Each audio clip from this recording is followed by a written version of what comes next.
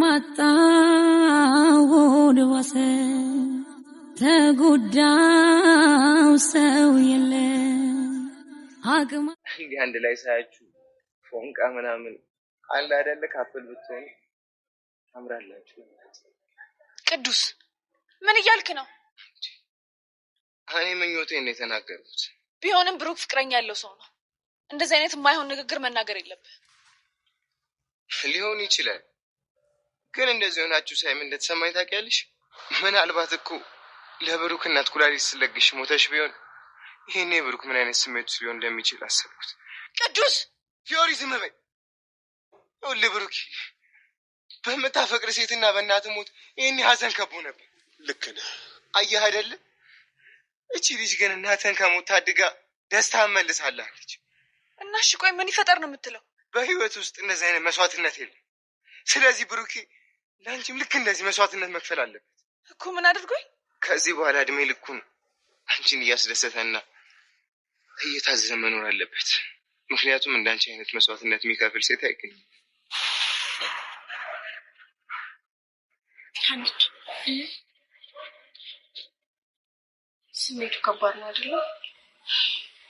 በጣም እሺ። ምን አባቴ ላድርግሽ? አንቺ ማን ታደርጊልኛለሽ?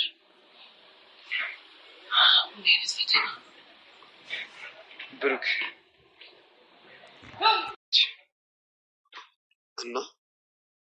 እናማ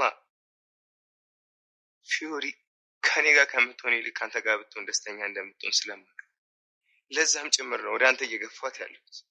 ቅዱስ ብሩክ እኮ ፍቅረኛ አለው። ይኸውልሽ ፊዮሪ ብሩክ ያን አንተ አንቺ ጋር ይመጣ በእርግጠኝነት አና ሌላው እንደመልመት ትችላለች። ፊዮሪስ እመነኝ ብሩክ ቆማ ነው የምትቀር። እባክህ በአንተ የተነሳ ብዙ ነገር ባታጣ ደስ ይለኛል። ይቅርታ ስለረበሽኳችሁ።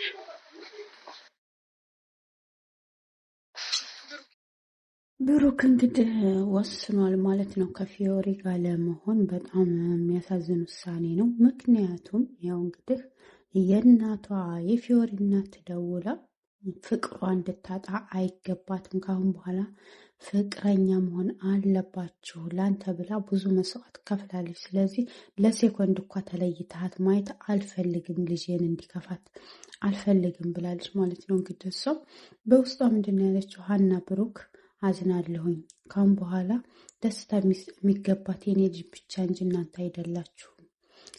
የሚደርስባቸውን ስቃይ አውቃለሁ፣ ነገር ግን ምንም ይሁን ምንም ዋጋ ከፍዬ ልጄንና ብሩክን አንድ ላይ ማድረግ ነው ውሳኔ ብላ እንግዲህ ለብሩክ ደውላ ለአንተ ብላ መስዋዕት ከፍላለች፣ ለአንተ ብላ ሞት ውስጥ ገብታ ነበረ። ስለዚህ ይህንን ነገር ደግሞ ያደረገችው ስለምታፈቅረ ነው። እኔ ብሩክን አፈቅረዋለሁ፣ ለሱ ብዬ ምንም አደርጋለሁ ነበር ያለችኝ፣ ኩላሊት አትለግሽም ስላት። ስለዚህ ይህን ያደረገችልህን ሴት ለሴኮንድ መለየት የለብህም፣ ከእሷ ጋር መሆን ያለብህ እንጂ ከሀና ጋር አይደለም። ያቺ ሀና በአንተ ላይ የደረበችው ልጅ ከዳተኛዋ ልጅ ብላ እንደዛ ብላ ተናግራለች ማለት ነው። እንግዲህ ብሩኬ በንግግሯ ትንሽ ተቀይሟል፣ ነገር ግን ምንም ማድረግ አልቻለም ማለት ነው። ሰላም ሰላም፣ ጤና ይስጥልኝ የቻናል የቤተሰቦች፣ እንኳን ደህና መጣችሁ። ለዚህ ቻናል አዲስ ከሆኑ ላይክ፣ ሰብስክራይብ፣ ሸር እያደረጋችሁ ቤተሰቡ ነው።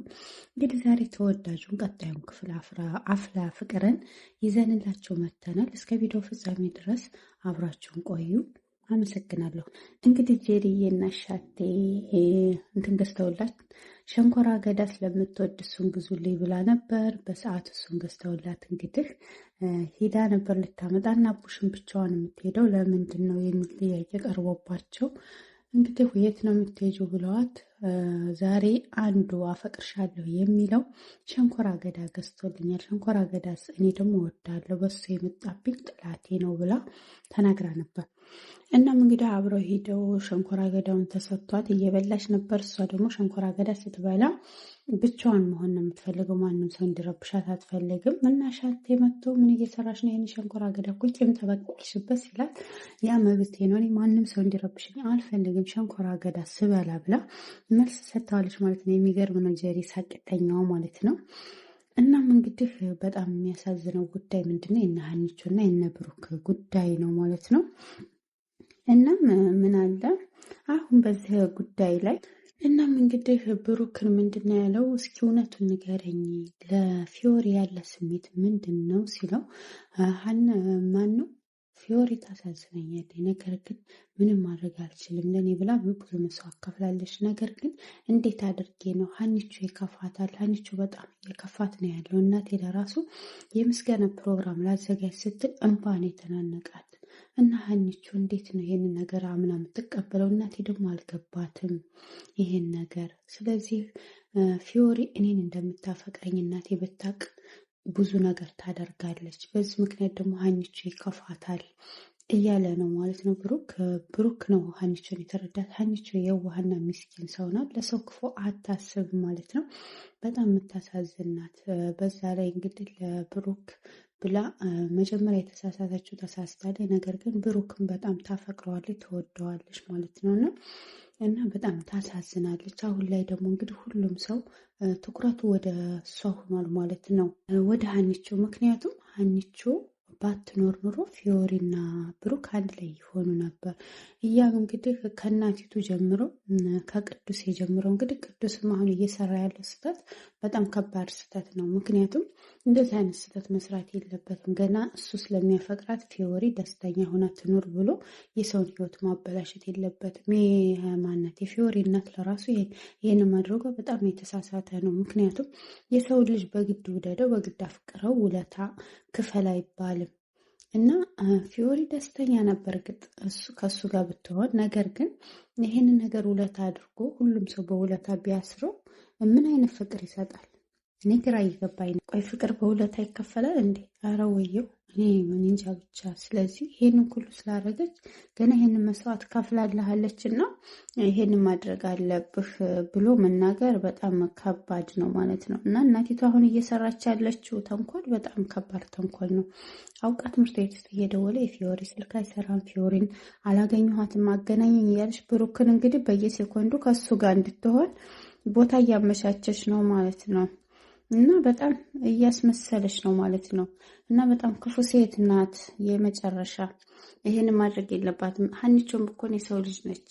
የራሷ ልጅ እንድትደሰት ብላ የሰው ልጅ ማስከፋት የለባትም ማለት ነው። እንግዲህ ፊዮሪ ከጓደኛዋ ጋር ሆና መሆነች ነው የተጨነቅሽው ሲላት የሀና ስሜት እያስጨነቀኝ ነው። በነገራችን ላይ ፊዮሪ በግድ ወደ እሷ እንዲመጣ አትፈልግም ማለት ነው። ነገር ግን ምንድን ነው ከእሷም ጋር ቢሆን ደስተኛ ናት። ሀና ደግሞ እንድትከፋ አትፈልግም። የፍቅርን ዋጋ ስላወቀችው ሀና ለፍቅር ብላ ብዙ መስዋዕት ከፍላለች ማለት ነው። እና በሀሳቧ ሂዳ እያሰበች እያለ በዛ አጋጣሚ እንግዲህ ያው ብሩክ መጥቶ እንዴት ነሽ ደህና ነሽ እያለ ደህና ነኝ፣ እንዴት ነህ? እኔ እንድንታይ አልፈልግም፣ አብረን እንድንሆን አልፈልግም፣ ትምህርት ቤትም ሆነ ውጭ አብሬ እንዲሆን አልፈልግም፣ ሀና ይከፋታል፣ ስለዚህ ከኔ እራቅ ብለው ነበረ። እሱ ምንድን ነው ያለው? ሀና ጋር በደንብ አውርተናል፣ አታስቢ፣ አይከፋትም፣ ስለዚህ አትጨናነቂ፣ እኛ ትልልቅ ሰዎች ነን፣ ስሜታችንን ፍላጎታችንን ከእውነታው ጋር አስሞልተን መኖር እንችላለን ብላ ነግረዋለች ማለት ነው። እና ምንድን ነው ግልጹ አልገባኝም፣ ግልጽ አድርግልኝ ስትለው እኔና ሀኒቾ እኔና ፍላጎታችን ምን እንደሆነ ፍላጎቴ እውነታው እኔና አንቺ መራራቅ አንችልም፣ ቢያንስ እንደ ወንድምና እንደ እህት ሆነን አብረን እንቀራረባለን የሚል መልስ ነበር የሰጣት። እሷ ደግሞ እንዴት ነው እንደ እህትና እንደ ወንድም ሆነን የምንችለው መቀራረብ? እኛ ብንችልም የእኛ መቀራረብ ሀናን ይረብሻታል ስትል ይህንን ስሜት ማስተናገድ የግድ አለብን፣ ምክንያቱም አንቺ እህቴው እና ወንድምሽ ሆኜ መኖር እንችላለን ብሏል። እኔና አንቺ ደግሞ መራራቅ አንችልም፣ ምክንያቱም አንቺ ብዙ መስዋዕት ከፍለሻል፣ እኔ ቢያንስ ወንድምሽ ልሆን ፍቅረኛሽ ባልሆን ነበር ያላት ማለት ነው። እና እንግዲህ እናቱም ፕሮግራም እንዳረገች እና እንድትመጣ ቤት ጥሪ ያደርጎላታል። በዛ አጋጣሚ እንግዲህ ቅዱስ የመጥቶ የሆነ ያልሆነ ነገር ነው የተናገረው ማለት ነው። ፊዮሪ በዛ በንግግሩ በጣም ተናዳበታል። በጣም ታምራላችሁ፣ ደስ የምትሉ ጥንዶች ናችሁ ነበር ያለው ቅዱስ ማለት ነው። በዚህ ንዴቷ ምን ማለት ነው? ቆይ አንተ ምን እያልክ ነው? እኔ እና እሱ እኮ እህትና ወንድም ነን፣ ፍቅረኛ ያለው ወንድ ነው፣ እንዴት እንደዛ ታስባለህ? መጥፎ አስተሳሰብ ለምን ታስባለህ? ብላ ተቆጥተዋለች ማለት ነው። እኔ ደግሞ ሳብራራለህ፣ ያው እንግዲህ እናንተ አንድ ላይ ሳያችሁ በጣም ደስ የምትሉ ጥንዶች ናቸው፣ አንድ ላይ ብትሆኑ ደስታዬ ነው፣ ምንም ዋጋ ከፍዬ አንድ ላይ እንድትሆኑ አድርጋለሁ ብሏል። እንግዲህ ምንድን ነው ያላት? ለአንቺ መስዋዕት መክፈል አለበት። ምንጊዜም በህይወቱ የአንቺ ባሪያና የአንቺ ታዛዥ ሆኖ መኖር አለበት። አንቺ የከፈልሽውን ዋጋ ማንም ሴት ልትከፍለት አትችልም።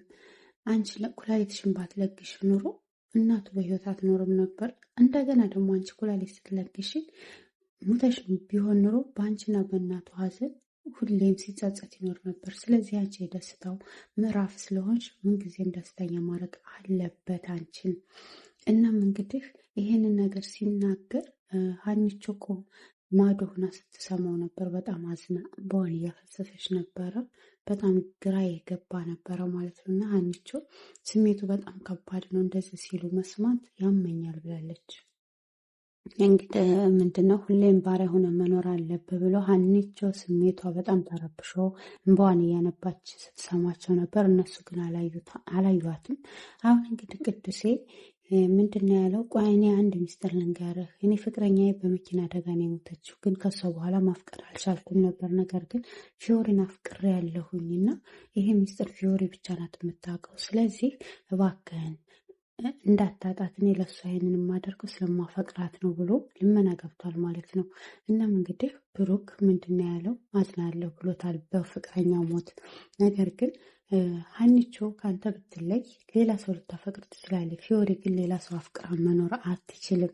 እናም እባክህን ሀኒቾን ተውና ወደ ፊዮሪና ቶሎ እያለ ሲናገር ነበረ። ይህን ሁሉ ሀኒቾ እየሰማች ነበረ ከጀርባ ሆና። በጣም የሚያሳዝን ስሜት ውስጥ ናት ሀኒቾ ማለት ነው። ምንም መልስ ልትናገር አልቻለችም። እና ብሩኬ እባክህን የማይሆን ነገር እንዳታስብ እባክህን እያለች ፊዮሪም እየተናገረች ነው። እኔ ይቅርታ ስለ ሁሉም ነገር ይቅርታ፣ እኔ ብቻ መሆን እፈልጋለሁኝ ብሎ ትቷት ሂዷል፣ በተቀመጠችበት ማለት ነው። እናም እንግዲህ ከአንተ ውጭ ሌላ ወንድ አታፈቅርም፣ ቁማ ትሄዳለች የሚለው ስሜቱ ረብሾታል ማለት ነው። የቅዱስ የተለመደው እንግዲህ ያልሆነ ነገር ተናግሮት ነው እንደዚህ የሆነው ብላ በጣም ስሜቷ ተረብሿል ማለት ነው። እና የሆነ የነገረኝ ነገር ስላለ ፊዮሪ ደስተኛ መሆኑ የሚገባት ለዛ ነው ከህይወቷን የወጣሁት፣ እኔ ከህይወቷ ወጥቻለሁ፣ እሷን ማፍቀሬን ትቻለሁ ብሎ ቅዱስ ለሀኒቾ ነግሯታል። እናም አንቺም ከህይወታቸው ውጭ ብሎ ስለተናገራት ይሄንን ተናግሮት ነው አንቺን ከብሩኬና ከፊዮሪ ውጪ፣ እነሱ መፋቀር ይገባቸዋል። ስለዚህ ውጭ ከነሱ ህይወት ይበቃሻል፣ እስካሁን ስቃይ ከፍለዋል፣ ስቃዩ አሁን ደግሞ የአንቺ ነው፣ ተራሽን ተሰቃይ ብሎ ትቷት ሄዷል ማለት ነው። ፊዮሪም ከጓደኛዋ ከሆነ እንግዲህ እኔ ጨንቆኛል፣ ይሄን ስሜት በጣም ከባድ ነው፣ ምን አይነት ስሜት ነው? ስለዚህ እንዴት ነው ማድረግ የምችለው ይሄንን ነገር? ብሩክም ተረብሿል፣ ቅዱስም እየተናገረ ያለው እና እናቴ እያደረጉ ያሉት በጣም ከባድ ነው ብላለች። ምክንያቱም እንደዚህ አይነት ነገር ውስጥ ገባለሁ ብዬ አላስብም ብላለች። እናም እንግዲህ እንደዚህ አይነት ነገር መፈጠሩ በጣም ከብዶኛል ብላለች ፊዮሪ። ደስተኛም ትሆናለች፣ ሀዘንተኛም ትሆናለች። ምክንያቱም ኩላሊቴን እንደሸጥኩት ነው የሚሰማኝ። ሀኒቾን ትቶ ወደ እኔ ቢመጣ፣ ሁሉም ሰው ደግሞ ብሩክን እየፈረዱበት ነው፣ ወደ እኔ እንዲመጣ እየገፋፉት ነው። ይሄ ነገር ተገቢ አይደለም ብላለች ማለት ነው። እኔ አንድም ቀን በጥቅም ስቤ ወደ እኔ ይመጣል ብዬ አስቤ አላውቅም ብላለች። እንግዲህ ጓደኛውም እስኪ አቷሽ ብሩክ ወደ አንቺ ቢመጣ ሀኒቾን ትቶ ምን ይሰማሻል ሲላት፣ እኔ ምንም አይሰማኝም፣ ይሄ ግዥ የገበያ ነው የሆነብኝ። ለምን እኔ ለፍቅር ብዬ እንጂ ለገስኩት እሱ ወደ እኔ እንዲመጣ አይደለም፣ በውለታ እንዲታሰር አይደለም ብላለች ማለት ነው። እና እንግዲህ ቀጣይ ምን ይሆን የሚለውን አብረን እናያለን። ሁላችሁንም ወዳችኋለሁ፣ አከብራችኋለሁ። ላይክ፣ ሰብስክራይብ፣ ሸር እያደረጋችሁ ቻናሉን ተቀላቀሉ። እስከ ቪዲዮ ፍጻሜ ድረስ አብራችሁ ስለቆያችሁ መልካም ብያለሁ። ባይ ባይ።